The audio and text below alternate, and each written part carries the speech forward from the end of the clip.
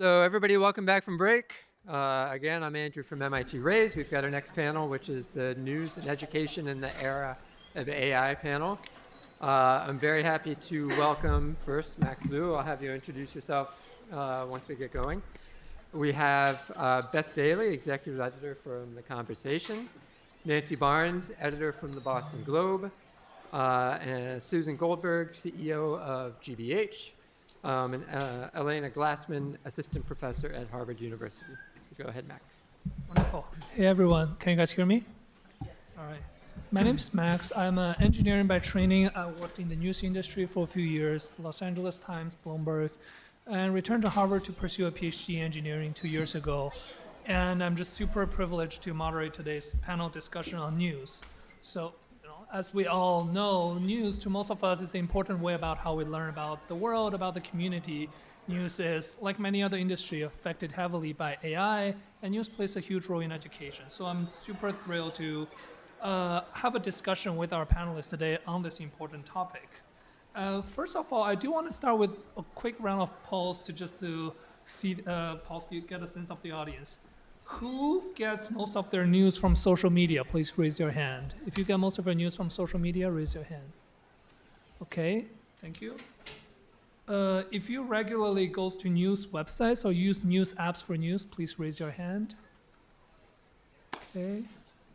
And the last question could be revealing. If you still have a print newspaper subscription, please raise your hand. Wow. Wow. See, we have a very good distribution, probably age-wise as well, right, in our panel. So I want to start the discussion I'm going to post one opening question to each of our panelists, and then we're going to enter in some discussions. And at the end, we'll have some time for Q&A, and you can just line up at the mic on both sides to get your questions in.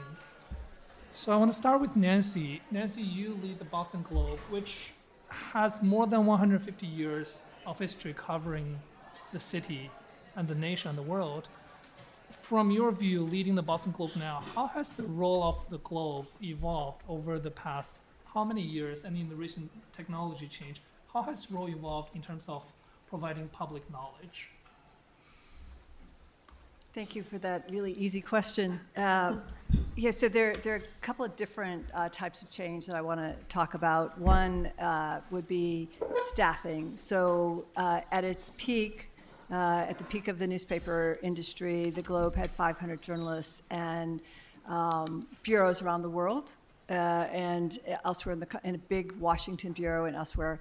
We have a 5-person Washington bureau. We no longer cover the world. We focus very much on, and I say this, Boston, Greater Boston, Massachusetts, and New England, and stories out in the country as they affect us or illuminate things that are going on here.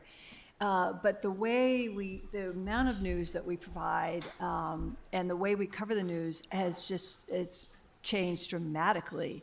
So I tell people every day that the 250 people that I have do more news in a week than the 500 people that the Globe used to have. We cover news in what you call real time, all the time, posting. And so for example, the fire in Fall River that killed 9 and left 30 people in the hospital. We were updating that story round the clock, starting at 6 a.m. in the morning till almost midnight the next day. We do that routinely on big stories. We do that routinely on national stories that are big. We are multidimensional in terms of how we tell stories on video and on social media, on Instagram, on TikTok, all the places where you want to reach people. So the platforms that we distribute our content on have changed. The mediums have changed. How we cover the news on a daily basis has changed dramatically. What hasn't changed is that we really, really depend on and I hope the community depends on our journalists to provide font of truthful, trusted information, which I think the Globe has always stood for. And I want to say, I understand how people receive their news because I have 3 daughters and I've studied them for years as sort of my lesson for where the next generation is going. Mom, it's the internet, stupid. Yeah, seriously. But I also want to say some of the places where you get information may not be trusted, and you need to be a critical consumer of news in order to, particularly if you're getting it on sites where you don't actually know who the person is who's telling the story. We're more personal than we ever used to be. We use data and analytics all the time. This has been going on for a while. I remember at my newspaper in Minnesota, one of the editors said, "Why do I want to see what's popular with the readers with regards to our wire stories?" Which, and I think about that, like, we look at what people are reading all the time. We look at what's trending. We lean into the news that is trending. If it's a regional story, we swarm the news in order to grow an audience. We pay, we will pay a lot of attention to my really least favorite story, the Karen Reed trial, because everybody was consumed by that. My husband and daughter in North Carolina were like, "Tell us, is she guilty? Is she not guilty?" So we leaned into that heavily because we knew the audience wanted it. In another era, we might have just had just regular daily coverage. So the audience often tells us what they're interested in, and we will cover that. And then, of course, there are things we're going to cover because it's incredibly important to New England, and you know what those stories are right now. It's NIH and NIH research cuts. It's the attacks on higher education. Harvard's probably getting it harder than MIT right now.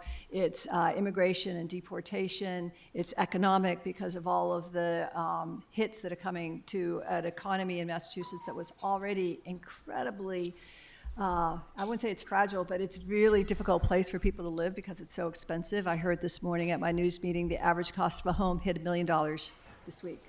So we cover all of these things, and we do it in a much more iterative and rapid fashion. But at the end of the day, I want to be trusted.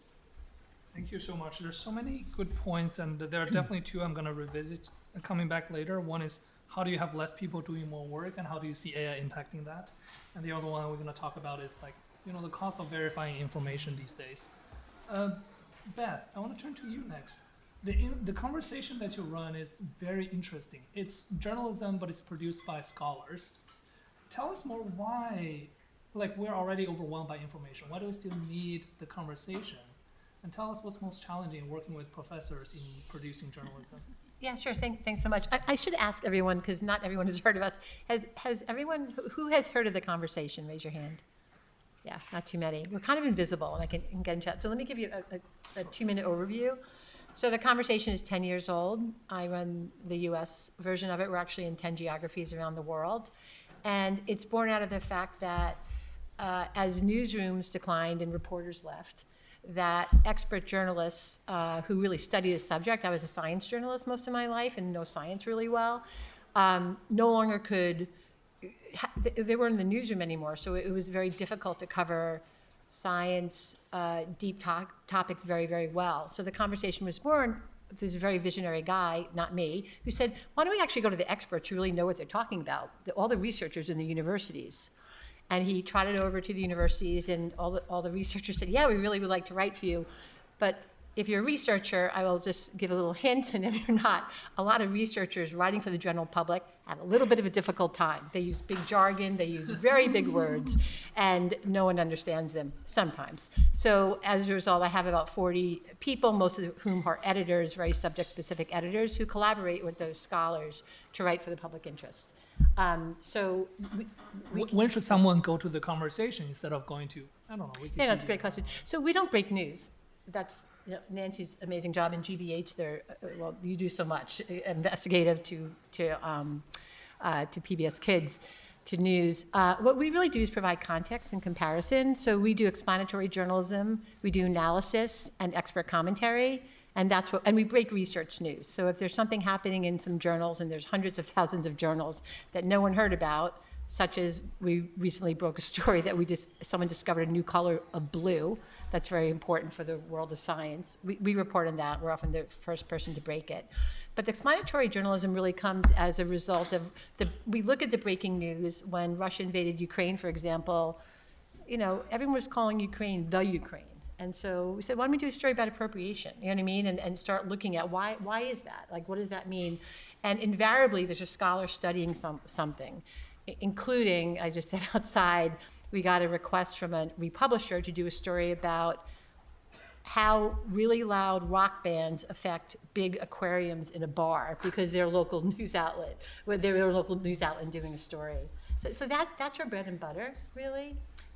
We have a website called theconversation.com, even though we're a nonprofit, but our strength is that all our content's on the AP Wire. We're in about 1,000 news outlets a month who no longer have those expert journalists anymore. And so they rely on us for that kind of analysis and, I'd say, thoughtful, nuanced, calm explanation. Incredible, incredible. Elena, I want to turn to you next. So you are a human-computer interaction researcher by training. You spent many years here at MIT. You got a PhD here, and now you're teaching at Harvard. You build many AI tools that allow people to work with AI by empowering people. But as a technologist, looking into, people building technology, using AI for news, are there things that technologies have assumption but could be wrong? Like, are there things that people commonly think, I'm a technologist, I know how to solve this problem, but actually maybe not the case? Yeah. Yeah, so actually, while it's not the news domain, I think it's, because I like to think across various domains, I think it's really relevant for this, and that is this notion of first, that knowledge is not received, it's constructed, right? And so we kind of have this notion that the AI can speed up our work, and maybe it can in some ways, but there are still tasks that inherently have to be done by you, right? I think in each of these domains, whether it's handling cases at the UN Committee for Human Rights and trying to determine whether or not a case is within your jurisdiction and what you should do about it, or if you are trying to work in a high-speed news-producing environment, each of these domain experts are going to have a notion of the part that they need to do. Even if the AI generated the answer for them and they independently did the work and came to the exact same title, the exact same, lead sentence, whatever, that something that they would feel like something was lost, right? And that would both be a subjective experience and also an objective experience. Talbot Brewer, this philosopher, calls these has this notion of dialectical activities, right? Like, in a certain sense, the construction of our understanding of the world is something that cannot be done for you. The same way no one can sleep for you, right? It's just inherent to these tasks. And so I think as organizations are getting squeezed, they're being asked to do more with less, right? Understanding what activities those people are doing that cannot be automated. They can be supported by automation or AI, but the AI doing part of that task itself would interfere with the task. I think that's what we really need to focus on, so that we support people instead of interfering. I'll just, one last thought from some of our studies, we found that in AI-assisted decision-making, people, they might have performed just as well, but they learned less, right? So the people who didn't get any AI support learned about the task as they did it during our study, and those who got AI assistance were none the wiser at the end, even though they did just as fine. So yeah, I'll leave you with that as it comes out. Thank you, So fascinating. And last but not least, Susan, you lead GBH, one of the most prominent public broadcasting institution in the US. And GBH, the full name I learned recently, is WGBH Educational Foundation, which says education is sort of at the core of GBH value. So yesterday here, we had a Professor Ying Xu from Harvard sharing how she worked with PBS kids in developing interactive TV programs where kids can talk to the TV characters, right? And from your views looking at GBH, where we're going with AI technology, how do you see what's the impact of AI in changing how kids will learn from TV programs like GBH and all that? Oh, I'm not, all right, I have to say I am a journalist, lifelong journalist. I'm not an education expert, all right? Sure. So kids in education programming, though, is incredibly important to GBH. We've been around for 75 years and we're one of the largest providers of kids programming to PBS. I do think there is so much opportunity for there to be individualized education. Like I said, I am not an expert here, but I've read a lot of stories about individualized learning that can come through AI programs that can really react to how kids are doing, right, and where they need help, and have the endless patience, right, to work with a kid who asks the same question 58 times. So I do think there's a great amount of promise there. I will just say, just because we're in a very complicated moment, that educational children's programming, whether it's on TV or, you know, on your iPad or however you want to get it, is at great peril in the United States. The U.S. Senate just voted last night in the middle of the night to completely cut funding for public media, and the House is going to take that bill up today. One of the reasons that educational children's programming was on PBS and like nowhere else is because it's incredibly expensive to create. So whether you're using AI or all of the research that goes into how kids learn how to read, we're not making programs that help manufacturers sell sugared cereal. We're creating programs that help kids with computational thinking, social skills, how to learn how to read, and there is not a good business model commercially for that to work. So the future of educational children's programming, I don't actually know. I certainly think there are many AI tools that can help kids learn, but I don't know what the future is going to be, because the money that we have had to do all the research that goes into making, you know, Work It Out Wombats or a bunch of the shows that we make, Molly of Denali, that money's gone. It came from the Department of Education and it was cut off earlier this year. Yesterday, or actually very early this morning, and today we'll probably lose the rest of it.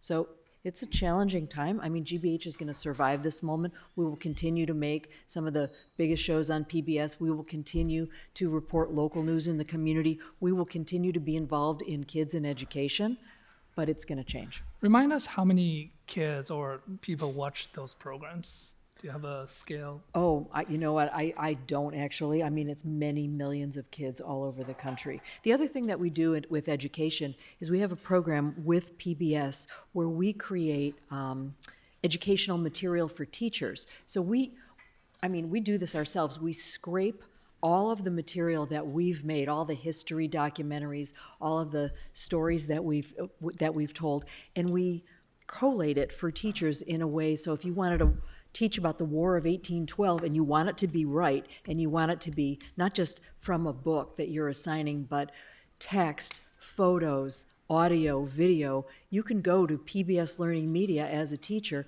and there is a whole lesson plan created for you that has all of these assets. So, you know, there is a great opportunity to use AI to scrape our own sites for ourselves and rethink how we're using that, and I'd love to talk more about that. Let's dive right into that.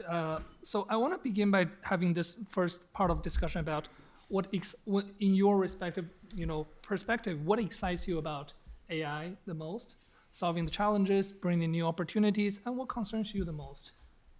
Yeah, anyone can jump in. You can continue.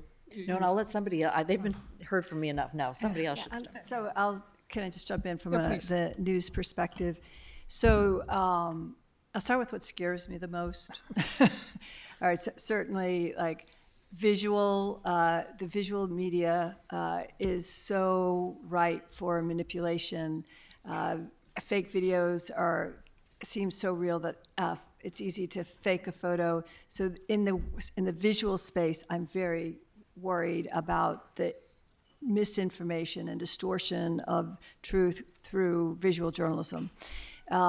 I'm less worried about what it's going to do to my newsrooms, and I have a lot of excitement for what it could do for us. I don't see AI replacing journalism as we know it, except for in a few places where it would be helpful. I see AI helping us in all sorts of ways to create and produce the journalism that comes out into the world that the journalists will then formalize and finalize.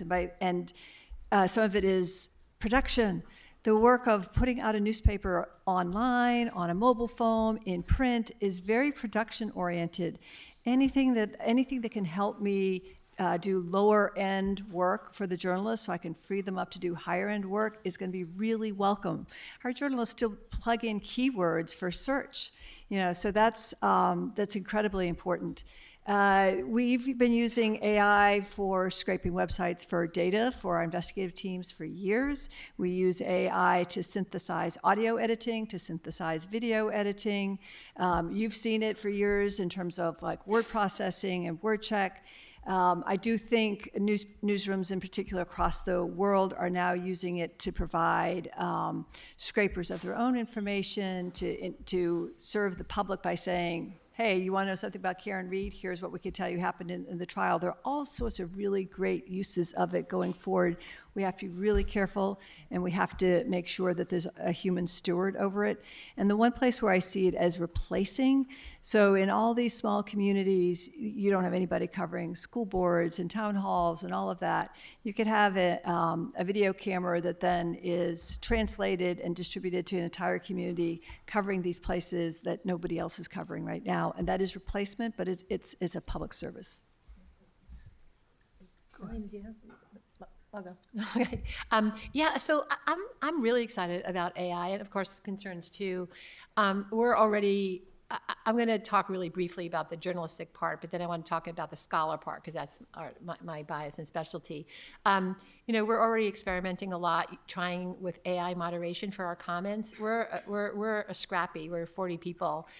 I don't have a lot of money to pay someone to, and we have to do it manually, go through comments. The tools we've had have not been useful for big attacks. So we're exploring with AI moderation, social posts, always with humans in the loop, trying summaries of stories, production of our newsletters. We have, you know, many hundreds of thousands of people who read our newsletters, and we have a lot of newsletters, and that is such a time suck. And so finding a way to do that, we haven't figured that one out yet. So we're experimenting a lot with go ahead. No, go ahead. So that is really critical for our core, and on the business side too, because I'm also the general manager, thinking about ways of finding efficiencies, right? So, but as far as editorial goes, because most of our content is written by scholars, I'm pretty terrified. It's already happening where we have scholars submitting pitches and stories that have been tagged and clearly are AI written because they want to get in the conversation, they want to get their work out to all these readers, but they're kind of trying to take shortcuts without the hard work of rigorous editing. It doesn't happen a lot, but it has happened. And that scares me because it's going to get harder and harder to differentiate. Right now, I think it's pretty easy.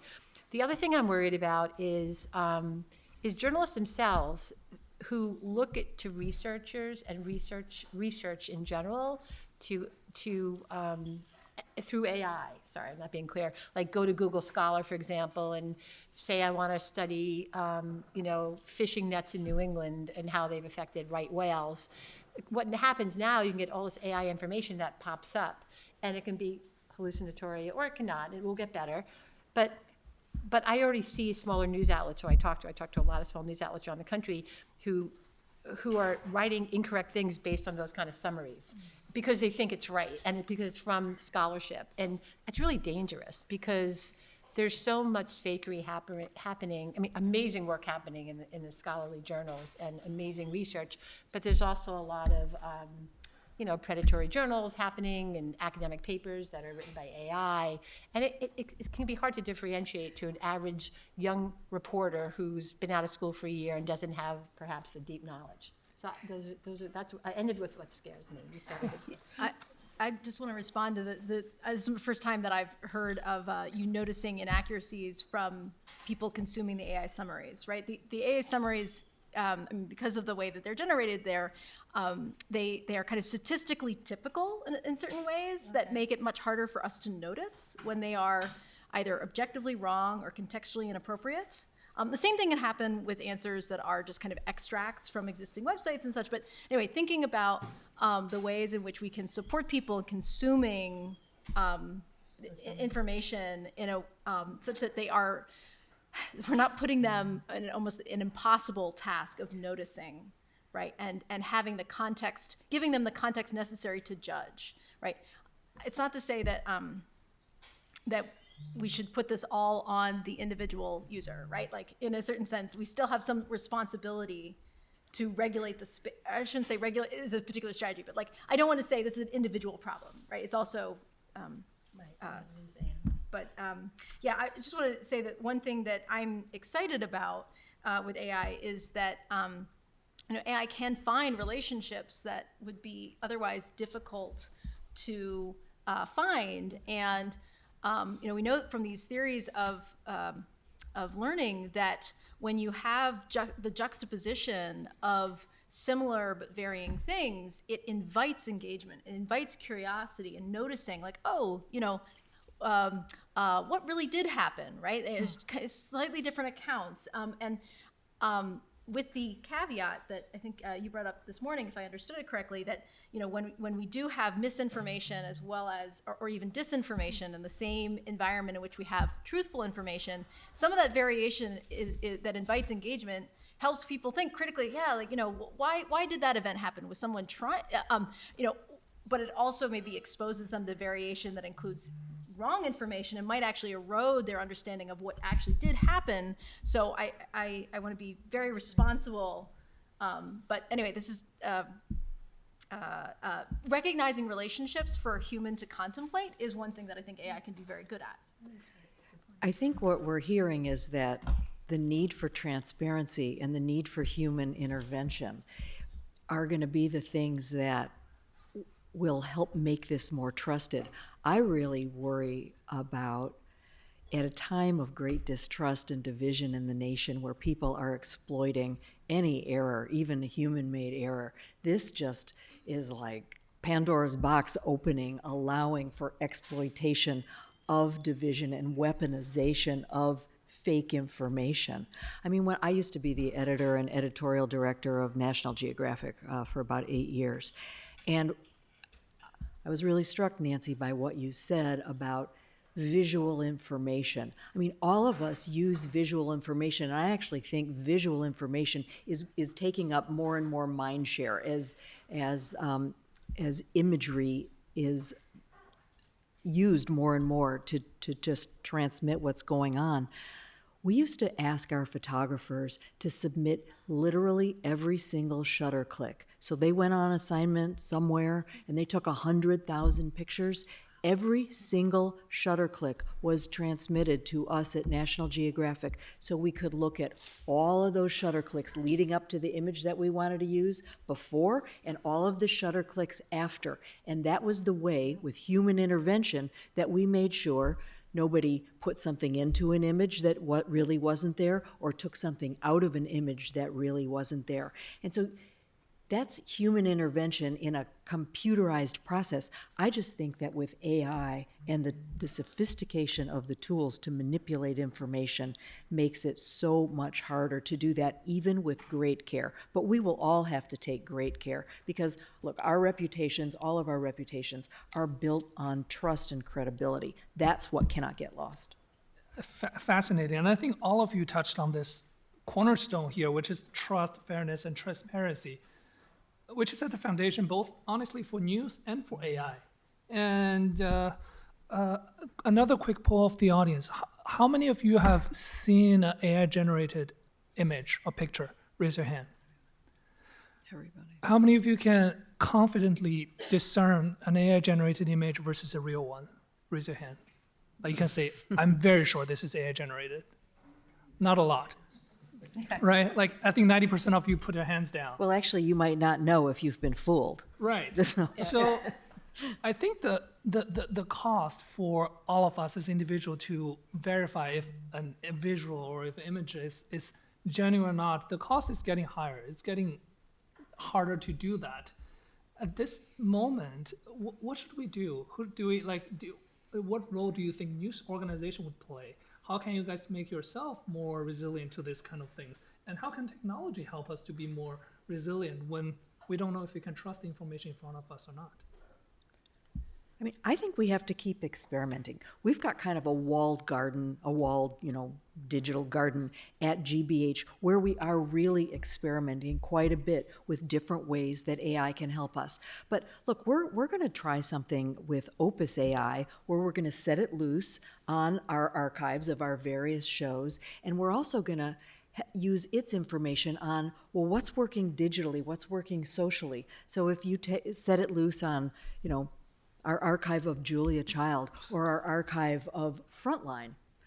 And then you look at what kind of information, what kind of social posts are really gaining a lot of traction. So go through Frontline. Well, we know that information on Frontline is checked 8 ways from Sunday by actual humans, and we know it's right. So go create the kind of social post that is actually gaining traction, and then we're going to make sure some humans look at it to make sure it makes sense, didn't somehow make it up, misinterpret, whatever, show any bias, and then we're going to see if we can post it and see if that works. I mean, those are interesting and exciting ways to quickly generate content that you know is right and that you think that could have some, have some traction in the market. But look, I do think there is so much opportunity. It's exciting, but I don't want us to be so scared off of all the downsides that all of us can easily recite, but we've got to be really smart about the risks that we take. So I'm going to steal that idea. We're actually Thank you. we're looking at scraping our archives as well and making them more public facing and available. But the idea of then going in and social posts and resurfacing your stories, and that's brilliant. So thank you. You can write a check to GBH Educational Foundation. Thank you, Susan. In the media, like the journalism landscape, most organizations are now putting together, I want to say a loose ethics policy, loose in that you want to give yourself room to experiment, as you're talking about. You don't want to be so rigid that you can't experiment. The one place where I think we are not experimenting is in news, videos, and photos. That's just, that is in our ethics policy off the table. It is not off the table for illustrations, and I think there's a lot, illustrations are used in the opinion section and sometimes in the news sections, and there's some controversy about that with regards to putting illustrators out of their jobs. But in anything that's related to news, visual news, journalism, et cetera, it's off the table for us. Oh, Elena, particularly I want to get your view on this because, we all mentioned the importance of having human to gauge, to check on it, but it takes literally very little money for AI to produce an AI-generated image. It takes human a very long time to do a fact-checking. How do you see that scaling out? Can technology be on the human side? Yeah, we don't want to create a DDoS attack on human cognition. That would be bad. So in a certain sense, recognizing relationships amongst related objects, and I kind of think about it as human-friendly compression, right? Kind of doing some of that deduplication and helping you attend to, if there's a large volume of information you have to look at, that can be one way in terms of scale. But I guess what's tricky, right, is when something, a statement, say in an AI summary, is a typical statement. Let's say you're looking at a summary of a court case, right? And your job is to look at court cases all day, every day, right? And yet another sentence that says, the defendant said X, and it's yeah, right, moving on. It's statistically typical and you can't notice. And so I think how we can provide, again, using the AI's ability to recognize relationships, bring related context into the view of any individual document, thinking about that might help people not rely on kind of looks good to me, system one, heuristic, quick missing of subtle inaccuracies or subtle changes that would make an AI, an image, indicative of generation. So anyway. Some of your work bring different sources on the same topic to human for the reader to make their decision, right? So it feels like you still think the human should be given with the different options to see how people are reporting on this, and you make your own judgment on this, right? Yeah, but we don't necessarily want to, again, kind of say, oh, the human will fix it at the end. To put the burden on the individual, we should be mindful that it feels unfair to only have an individualistic approach to it. I work on interfaces for individuals, but I just don't want us to kind of not try to do things like an ethics policy, right? Like all these things, that are systemic. To say that the individual will fix it, it's like they should be the last resort in a certain sense.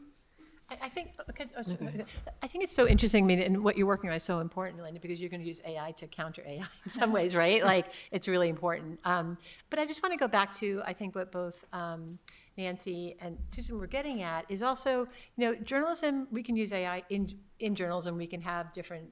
We have run some images on purpose about. Because the stories were about, like Daley or something. Those actually cause lots of controversy among our readers, even that. But I do think journalism and the conversation, GBH, the Globe, can really also serve to educate readers, right? To write stories about how to do these things. And that's like critically important. I mean, talking about videos, we write so many stories about research about how hard it is to distinguish videos that are AI generated or real or not real, and people get it wrong all the time, even the experts. So, letting people know that there's a high likelihood of their even though they think they're right, some intellectual humility about it is really important to tell the world that just because you think you're something. So I'm just saying it's another role of journalism. It's not using AI, but it's telling the world and educating them. Can I just pick up on something that Elena said at the very beginning, which was that people remembered better when they did it themselves rather than when AI did it. And I've never heard anybody say that before, but it makes a lot of sense, right?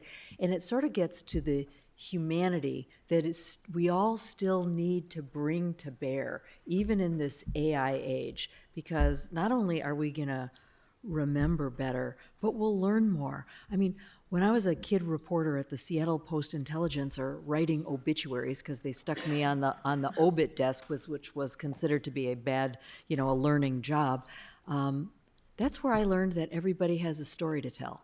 That's where I learned that, and it is a lifelong lesson as a journalist. Everybody has a story. AI is not going to learn that for me, right? So there has got to be that intervention in how we assimilate the information, how we connect with communities, how we connect people to each other. I see 8 zillion ways AI can be incredibly useful for us to write better stories and get more information, but we've got to keep it people-centered. Yeah, actually, to build on that, when thinking about our role as educators, right? Oftentimes you're trying in a classroom setting, you're trying to tell students, hey, here's how you write an abstract, right? Or and they could turn around and ask the AI to do it, right? And maybe at some point in the future, right, they're going to say this thing is due in an hour, and given the context, I'm okay with that decision. But if they never have the opportunity to do it themselves, right, then they cannot make strategically appropriate choices about when they bring in the assistance that cuts off additional value generation, but maybe is appropriate in their context in the future. So we are responsible for making sure students understand and have a lived experience of the value of the activity unassisted in education. I'm only afraid that might not be like a future case. It might already be happening, asking AI to help me to do my assignment in the very last minute. Like, I think we as educators or in the news industry, we'd love for people to, put in the effort to learn, to be curiosity driven and to read news. But I think one thing we also have seeing that are changing is increasingly people's attention are cutting shorter, right? People, like, the question is, are people trying to learn when they consume news? There's a phenomenon that communication scholar called News Finds Me that says increasingly people don't like open a newspaper or go to a news website and see what are the news out there. People start to believe if a piece of news is important enough, somehow it's going to find me.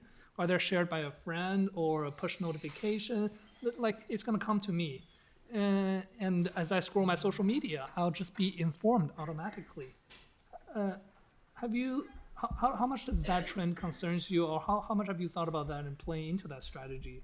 And thinking about the role of AI behind all of that, whether it's curating the thing that people see, or people simply asking AI just to catch me up on what's going on.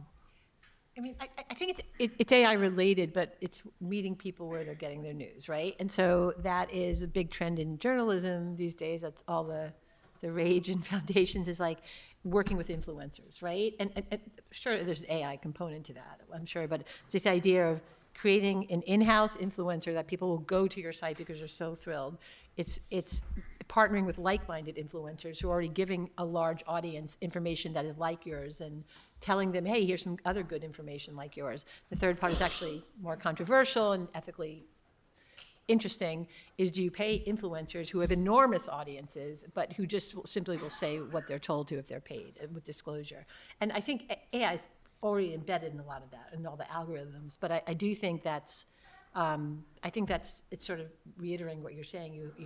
You just go to the social media and you can call them the newfound anchormans of today because they have a big audience, or you can call them freelancers with a distribution. But they're there, and that's where my daughter gets her news and my sons get their news there. So I might take a little, I don't disagree with that at all, but there's news that is in the ecosystem everywhere. What's going on in Congress? Anybody heard about the Epstein scandal? Yeah. And then there's, what I have always wanted to focus on is the news that we find, the important information that we find that you're not going to get anyplace else. And I don't know that that's going to show up in your feed if you are not in, on the Boston Globe newsletter or in the New England ecosystem of news. And in many ways, that is the most important work that we do, is finding stories that nobody else will find and bringing them to you. Last year, our big story was, the demise of Steward Healthcare. This year, our big story, all the things we talked about before. So, you could say you're going to get it on social media, but what we have seen is that, I've seen the rise and fall of social media for news organizations. They loved us when they needed to build an audience, and then they were done with us when they didn't need to build an audience. So, Facebook does not get really news from many traditional sources anymore if you've been on it. Instagram is owned by Facebook, as we know. A lot of TikTok right now is a really interesting, and has been for a couple of years, playing field for all sorts of news organizations. But you can't count on social media to be an actual distributor of information anymore. And even Google, which for years would send people our way, if you heard about the click-free future, you're trying to get trusted information by Googling it, you're going to get your AI-generated answers, which in my view almost always have an error in them. They'll get better, so that's also not a great way to get information. So I think you have to be really careful. Careful and determined. You've got to be determined to go seek out your news, right? I don't want to sound like the troglodyte on the panel, but when Nancy and I were both newspaper editors for a long time, there was something to a printed newspaper, the very act of turning a page and discovering something that you never went looking for. That is not a bad thing, and it sort of forced people to understand. So if you're only getting something from your feed, or that somebody, a like-minded friend, shares with you, it increases the divisions in our country. And I don't really know what the answer is. I think if anybody knew what the answer is, we could have solved this.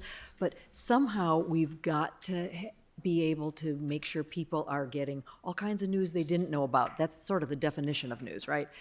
It's the Globe doing some investigative story in Boston. It's GBH doing something amazing on Nova about scientific discovery, or an investigative story on Frontline. So it's that making of the news that you didn't know you needed to know that we've got to somehow get people re-engaged with. And also news that you disagree with, people with opinions you disagree with, people you actually probably hate, but you gotta read it, you gotta hear people and where they're coming from, or we're gonna end up like where we are, except worse. On the AI technology, we worry about the hallucination. We worry about AI agreeing with us too much, right? Is that going to be a permanent feature of AI technology, or are we going to see AI becoming, at some point, error-free, or at some point, knowing how to argue with us like a good editor would be doing? Are we seeing that? So, I think we all understand that technology generally doesn't get worse, it gets better, but then there's this gap that's always, in my opinion, going to be there. Always that gap between the context that you're in, the knowledge that you have, and the system. And the better the system gets, the less frequently it makes those mistakes, and the more vulnerable you are to them. in a sense, right? You know, if it's making a mistake that you notice half the time, you calibrate that trust. But as it becomes less and less, you know, that kind of critical engagement starts to ebb. And right. So I mean, I think I'm hoping that, and we're trying to study this in my group. You know, when there's probably in communities. I just found, my student just found a paper the other day about an environment, I think it was Sierra Leone, where they had not a huge culture of Google searching, right? Internet kind of reached them late. And it reached them around the same time that answer engines, which I put in quotes, right, started becoming popular. And so rather than having a culture of like looking at the links, they went straight to answer engines. And Like ChatGPT, yes, that kind of things? yes, Okay. yeah. Or, you know, Perplexity, right? And the teachers who were asking the answer engines for, you know, things to help them teach their students. And, you know, the interface was subjectively much more pleasant, right? I ask a question, it gives me an answer, right? Instead of me having to synthesize across various, you know, assess the sources and synthesize some understanding.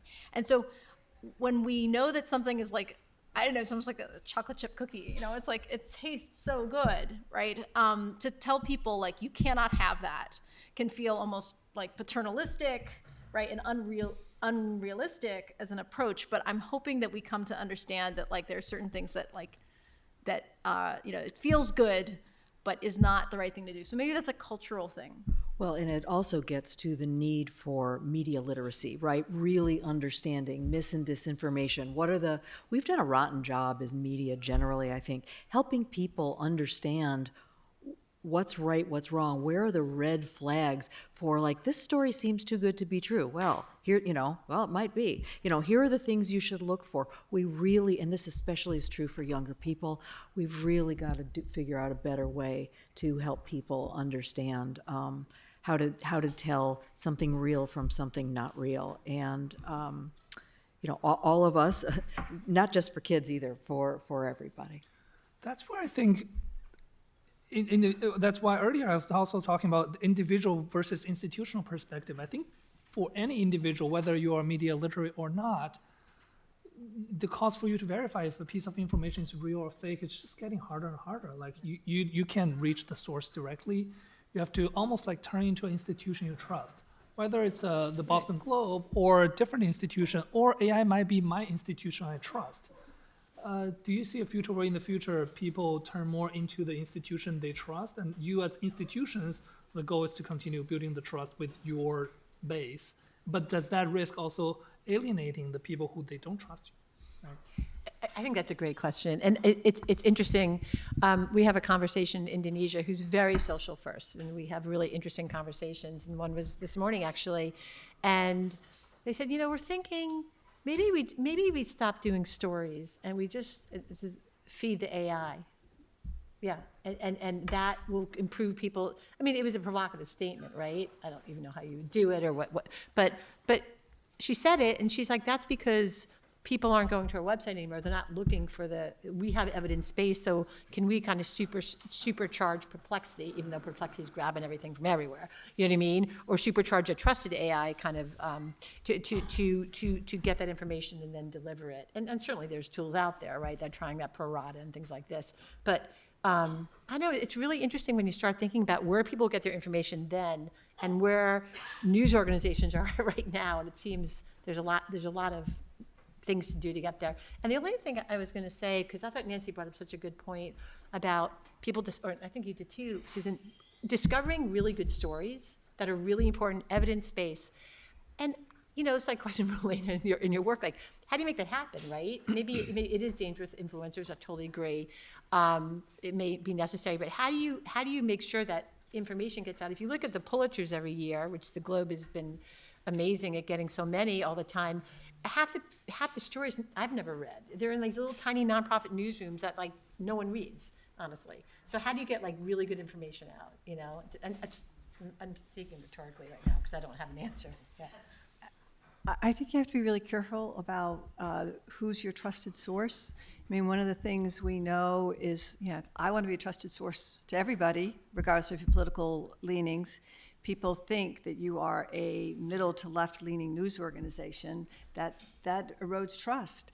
And then so well, I'll trust Fox News or I'll trust MSNBC. That's a problem, because then you just have these two very different chambers of news and information and perspectives on news and information. I had a friend who used to be an editor at the Globe. He's now at Politico. 10 years ago said to me, if you lose the trust of the other political parties, then you haven't won. And so I think we have to continue to work on telling stories, facts-based stories, with lots of different perspectives, and being open to people who disagree with us, because the only way we're going to win is if people trust you, trust you because they know that you don't have a political game to play with the news that you're telling. All right. If you have questions, you can start lining up there, and we'll try to get to some of your questions. Meanwhile, I'm just gonna ask a few more questions to our panelists. When we talk about I'm sure all of you guys have used AI, tried AI, and I want to get to the part where you're saying which part of the job we want to keep it to human, which part of the job you see automated by AI, right? I think it'll be a sad future if humans' job is to fact check all of AI's things. I think it's maybe necessary but sad, but it'd be an exciting future if humans' job focus on breaking stories, right? When you're thinking about your workflow from the sourcing of ideas, production to dissemination to consumption, where are you seeing things that you hope AI can help us automate? Where are things you are like, I want to keep that to human? For me, right now, it's moderation of comments because we are so targeted all the time. You want AI to do that? If they can. I don't know if it can yet, so we're exploring. But you want AI to say, this is a good comment, this is a bad comment? I want them to say this is a pornographic statement. This is, I mean, we get hit by bots, not bots, they're not real people who are writing, it's a very big problem for us. And we close comments on all stories except the most benign, which doesn't really help the situation. So that's just for me. I heard the New York Times is testing a fact-checking AI tool that they are blown away with. That would be fabulous if you actually had one that you could trust. That's checking good.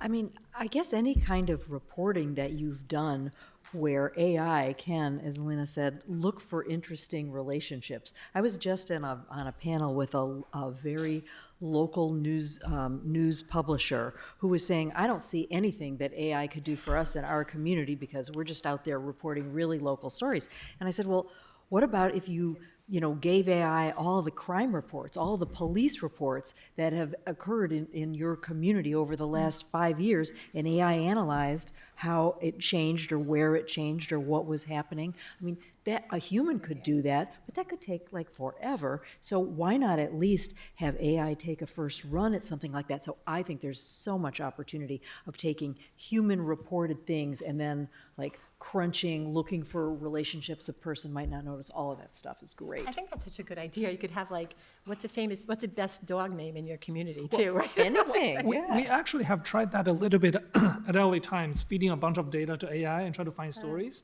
It actually didn't work as well as we thought because AI always tends to give you the biggest idea among the documents. But our investigative reporter always looking for a footnote that's only mentioned once that leads to a story. But AI almost first round is getting missed. Yeah, I mean, right. In a certain sense, right, because it's a statistical thing, the mode is going to dominate. But Right. the interesting stuff, the wonderful and terrible things are in the long tail, right, which is not going to get prioritized by a statistical. I mean, you have to.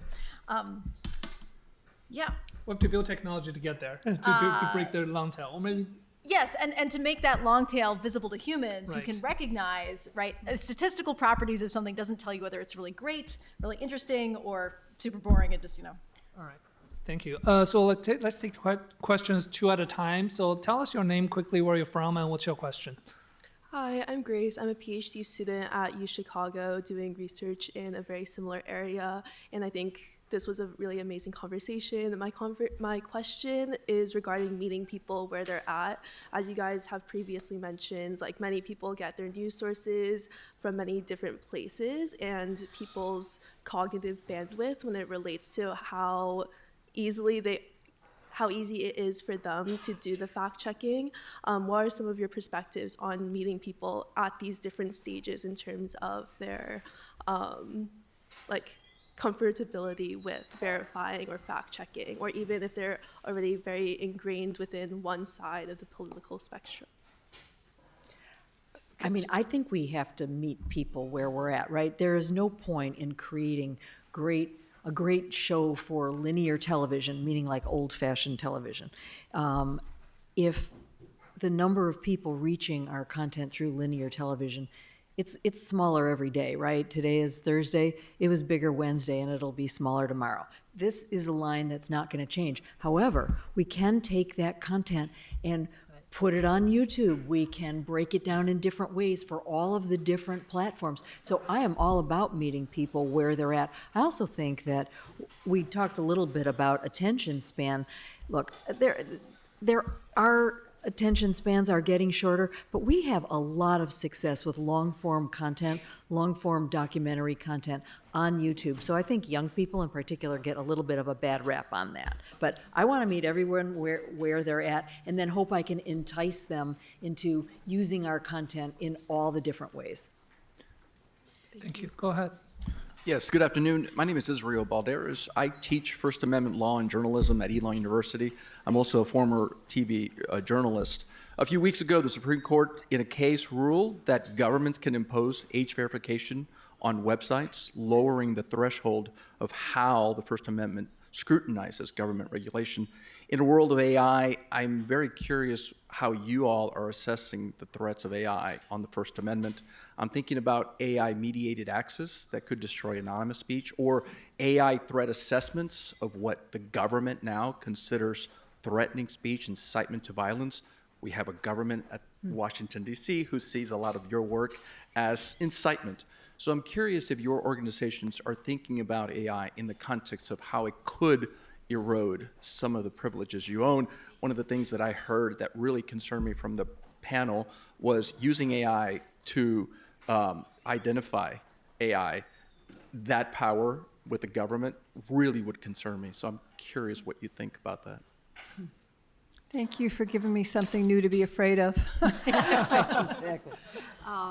You know, I don't know how to answer that question, I'll be honest. I will say that we at the Globe, and I feel certain everywhere else in the mediascape of I'm not intimidated by the government. I'm going to tell the stories that I want to tell. They can come at us if they want to, but it's not going to change how we do our job. I think. I'll wait since they were Yeah, waiting go long. ahead.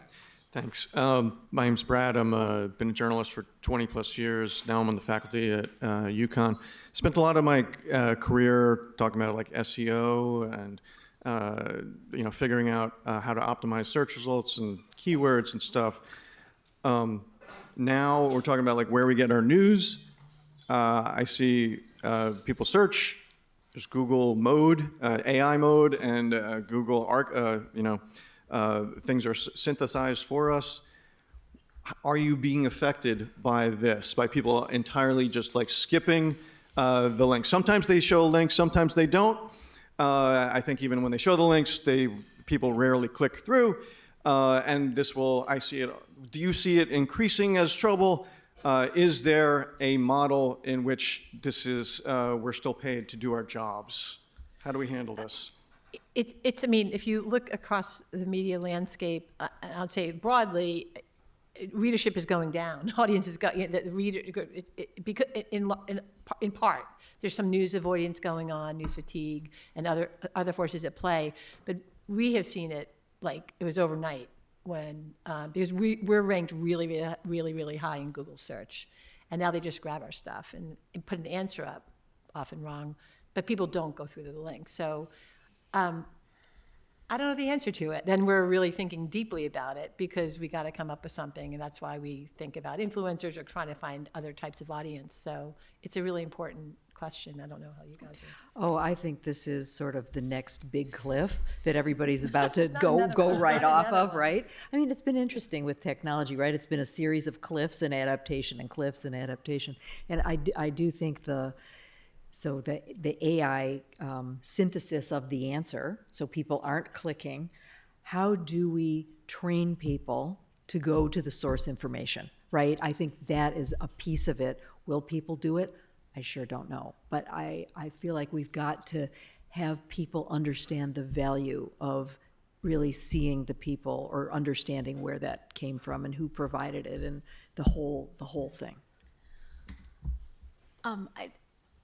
To respond to that, right? There's a culture, right? You know, kind of that's what you do. There's training in terms of like education, and then there's also the interface design, right? So if depending on how those links, even just what you show from the link, right? To be like, I need to go through to subtle changes that might increase click-through rates, not because, you know, like economically it's demanded of us, but because we recognize in the moment that it serves us best to go to the source, like you said. You were waiting long enough. And actually, it really links to the question he was just asking. So I'm Rachel Lugo. I'm a 6th grade teacher, and I'm also a student at George Mason University. And mostly I look at student voice and thinking about use of AI. And what I've been thinking about a lot is I teach English and literature, and we do a lot of media literacy right now. And when you were talking about, you know, the Google getting rid of the search, what I spend a lot of my time on is looking at sources with my students. So where does that go? And if that's something that doesn't pop up, or if I only get a certain amount of sources listed as the source, how do I encourage my students to go find something else? And is that something that's going to be possible to do if I just keep getting an AI answer? And just kind of, how are you all thinking about that as something that, like, maybe Boston Globe doesn't pop up on me. I'm in Washington, D.C., so that won't even be an option for my students to see. And thinking about different voices not being heard also, like with the AI, it's going to give something that's more, you know, the thing that's most out there. So how are we hearing other voices? I guess I was also thinking as your production gets smaller and smaller, again, that's less and less diversity. And so as a 6th grade teacher, like, how am I moving forward in this world, I guess? Yeah, So answer me that. if I were a teacher right now, I would have a long list of original trusted sources from, you know, and I would say I read the Wall Street Journal and the New York Times side by side because I like to see what they're saying. But so go directly to the source. Don't Google for it. You know, and I have to retrain myself too because Google has trained us really well, and until they got what they wanted, and you know, now they don't need us anymore. Go directly to the source and have a long list of sources that they can check out. Yeah, I think this thing that scares me, though, is that I'm still in charge of the sources that they see. And it's like, how do I put the power back into them to be the searchers? And I think that's like, it's a skill that should be built. And I'm just scared of even having access to that skill being something that happens, I guess. Well, you're inculcating the value, right? That is the source. And can I just say, you're teaching 6th graders and you're asking all these questions with them. God bless you. I wish there were there were a million teachers like you, because this is exactly the kind of work that I think needs to be done at the front lines with children. So thank you. Yeah. Thank you for this for your work. And I'll just also point you to Dana Boyd is a researcher at the Data Society.